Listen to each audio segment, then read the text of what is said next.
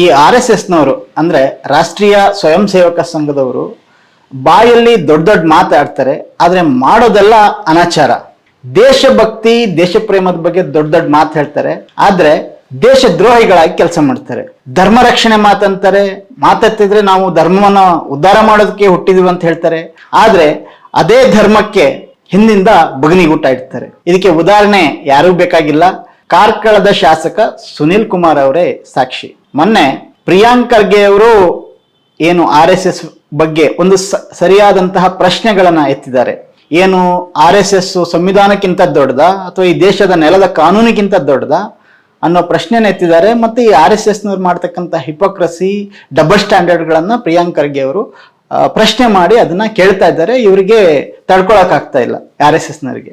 ಈ ಸಂದರ್ಭದಲ್ಲಿ ಸುನಿಲ್ ಕುಮಾರ್ ಅವರು ತನ್ನ ಮಗನ ಜೊತೆಗೆ ಒಂದು ಗಣವೇಷದಲ್ಲಿ ಫೋಟೋ ಹಾಕಿ, ಗಣವೇಷ ಅಂದ್ರೆ ಗೊತ್ತಲ್ಲ, ಅವರ ಖಾಕಿ ಚಡ್ಡಿ, ಬಿಳಿ ಶರ್ಟು, ಕರಿ ಟೋಪಿ ಹಾಕಿ ಕೈಯಲ್ಲಿ ದಂಡ ಹಿಡ್ಕೊಂಡು ಅದನ್ನ ತನ್ನ ಮಗನ ಜೊತೆ ಫೋಟೋ ಹಾಕಿ, ನಾನು ನನ್ನ ಮಗನನ್ನು ಕೂಡ ಸ್ವಯಂ ಸೇವಕನಾಗಿ ಮಾಡ್ತೀನಿ ಅನ್ನುವ ಒಂದು ಪೋಸ್ಟರ್ನ ಹಾಕಿದ್ರು. ಹಾಗೆ ಪ್ರಿಯಾಂಕ್ ಖರ್ಗೆ ಬಗ್ಗೆ ತಮ್ಮ ಫೇಸ್ಬುಕ್ ಅಲ್ಲಿ, ಸೋಷಿಯಲ್ ಮೀಡಿಯಾದಲ್ಲಿ ಬಾಯಿಗೆ ಬಂದ ಹಾಗೆ ಸುನಿಲ್ ಕುಮಾರ್ ಬರೆದಿದ್ದಾರೆ. ಸ್ನೇಹಿತರೆ, ಈ RSS ಏನು, ರಾಷ್ಟ್ರೀಯ ಸ್ವಯಂ ಸೇವಕ ಸಂಘದ ನಡೆ ನುಡಿ ಏನು, ಅದರ ನೀತಿ ಏನು ಅನ್ನೋದನ್ನ ನಾವು ಕರೆಕ್ಟ್ ಆಗಿ ಅರ್ಥ ಮಾಡ್ಕೋಬೇಕು ಅಂತ ಹೇಳಿದ್ರೆ ಈ ಸುನಿಲ್ ಕುಮಾರ್ ಬೆಸ್ಟ್ ಎಕ್ಸಾಂಪಲ್ ಅಂತ ಹೇಳಿ.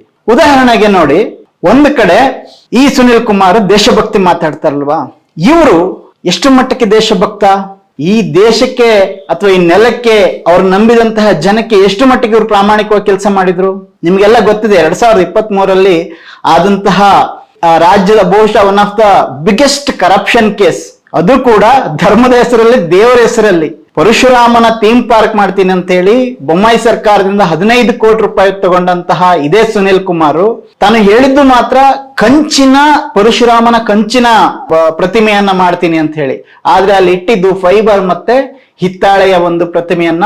ಅದು ಕೂಡ ಜನಕ್ಕೆಲ್ಲ ಗೊತ್ತಾಗುತ್ತೆ ಅನ್ನೋ ಸಂದರ್ಭದಲ್ಲಿ ರಾತ್ರೋರಾತ್ರಿ ಆ ಇಡೀ ಪ್ರತಿಮೆ ಮಾಯ ಆಗ್ಬಿಡುತ್ತೆ, ಯಾರಿಗೂ ಗೊತ್ತಾಗಲ್ಲ. ಅದ್ರ ಬಗ್ಗೆ ಸರ್ಕಾರ ಆಮೇಲೆ ತನಿಖೆ ನಡೆಸಿ ವಾಸ್ತವವನ್ನ ಜನರಿಗೆ ಹೇಳುವ ಪರಿಸ್ಥಿತಿ ಬರುತ್ತೆ. ಅದರಲ್ಲಿ ಎಷ್ಟು ಖರ್ಚಾಯ್ತು, ಆ ಪ್ರತಿಮೆ ಯಾಕೆ ಹಂಗಾಯ್ತು, ಯಾಕೆ ಪ್ರತಿಮೆ ಒಳಗಡೆ ಬಿರುಕು ಬಿಟ್ಟಿತ್ತು, ಇವೆಲ್ಲವೂ ಕೂಡ ಇವತ್ತು ಇಡೀ ಕರ್ನಾಟಕದ ಜನರಿಗೆ ಜಗಜ್ಜಾಹೀರಾಗಿದೆ.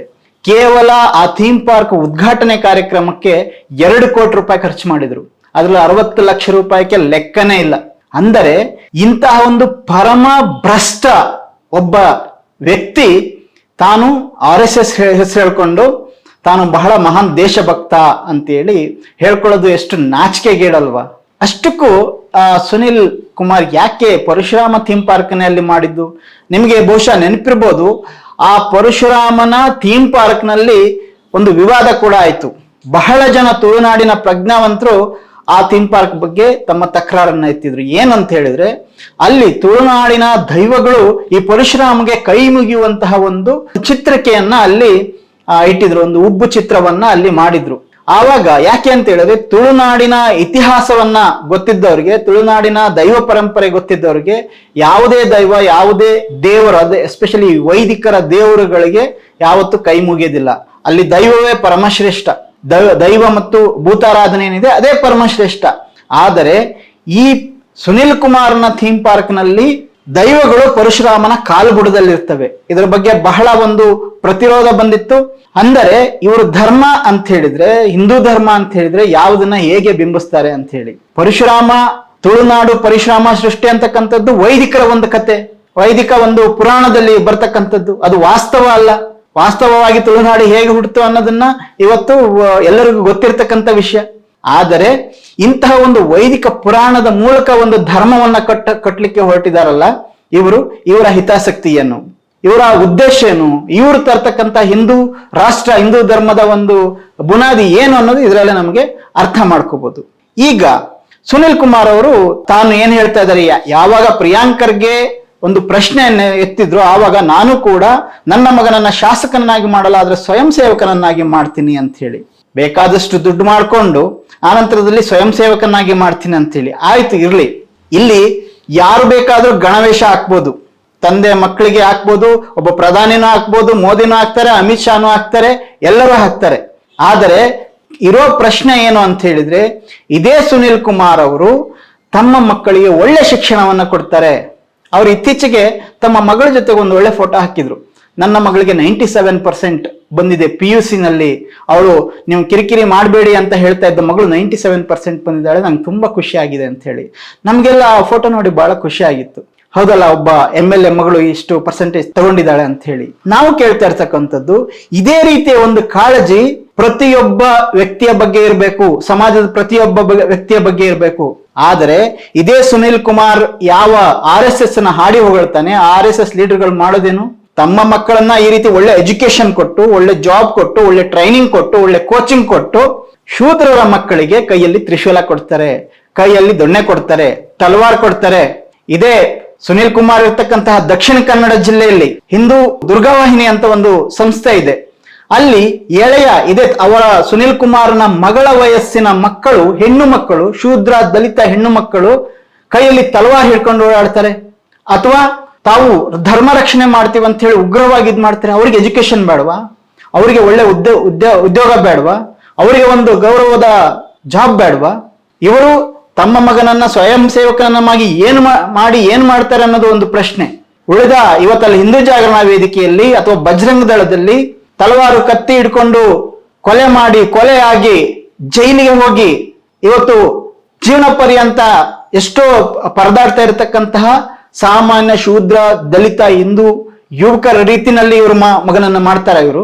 ಇದನ್ನ ನಾವು ಪ್ರಶ್ನೆ ಮಾಡ್ತಾ ಇದೀವಿ. ಯಾಕೆ ಈ RSS ಅಥವಾ ಸುನಿಲ್ ಕುಮಾರ್ ತರದವರು ಈ ರೀತಿ ಡಬಲ್ ಸ್ಟ್ಯಾಂಡರ್ಡ್ ಗಳನ್ನ ಮಾಡ್ತಾ ಇದ್ದಾರೆ?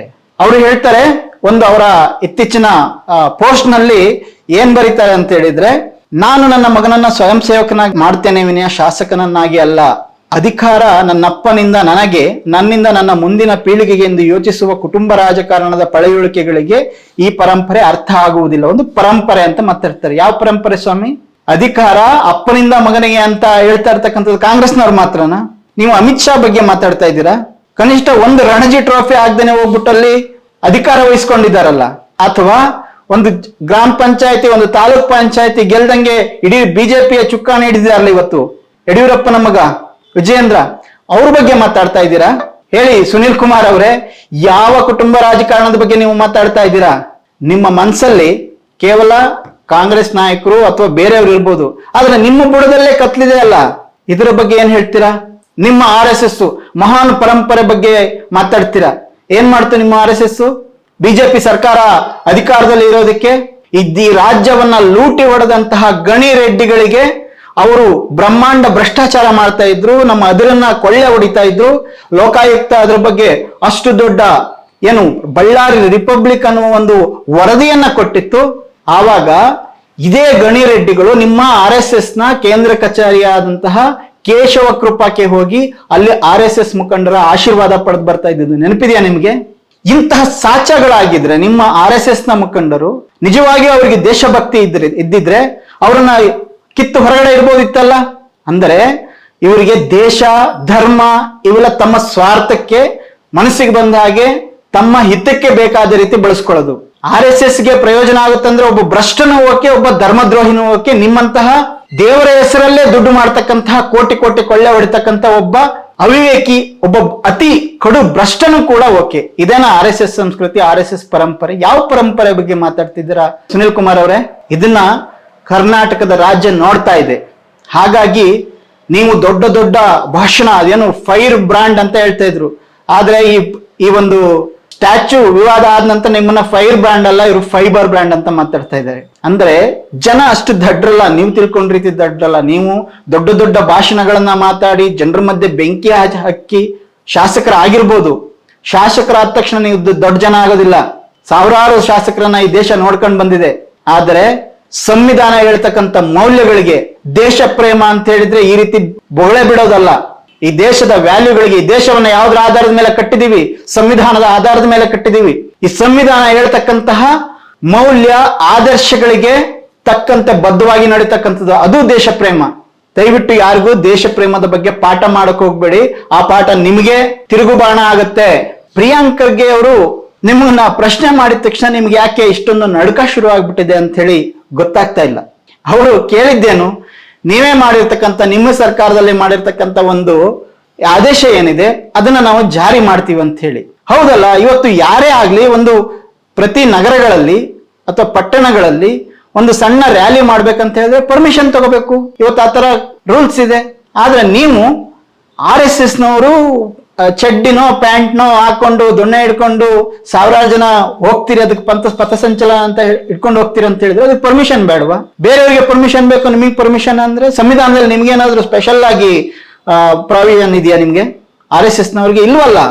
ಯಾರೇ ಆಗ್ಲಿ, ಯಾವುದೇ ಸಂಘಟನೆ ಸಂಘ ಸಂಸ್ಥೆಗಳಾಗ್ಲಿ, ಯಾವುದೇ ಐಡಿಯಾಲಜಿ ಇಟ್ಕೊಂಡವರಾಗ್ಲಿ, ಅದೊಂದು ಧಾರ್ಮಿಕ, ಈಗ ಉದಾಹರಣೆಗೆ ಗಣಪತಿ ಮೆರವಣಿಗೆ, ಅಲ್ಲೂ ಕೂಡ ಪರ್ಮಿಷನ್ ತಗೊಂಡಿರ್ತಾರೆ, ಪರ್ಮಿಷನ್ ತಗೊಳ್ಳೇಬೇಕು. ಅಥವಾ ಇನ್ನೊಂದು ಈದ್ ಮಿಲಾದ್ನ ಮೆರವಣಿಗೆ, ಅಲ್ಲೂ ಕೂಡ ಪರ್ಮಿಷನ್ ತಗೊಂಡಿರ್ತಾರೆ.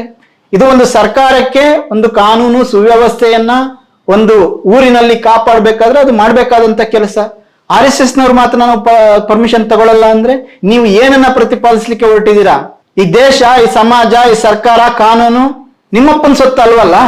ಇದನ್ನ ನೀವು ಮುಂದಿನ ದಿನಗಳಲ್ಲಿ ಅರ್ಥ ಮಾಡ್ಕೊಳ್ಳಿ. ನೀವು ಅರ್ಥ ಮಾಡ್ಕೊಳ್ಳದೆ ಇದ್ರೆ ಜನ ಖಂಡಿತ ನಿಮ್ಗೆ ಅರ್ಥಪಡಿಸ್ತಾರೆ.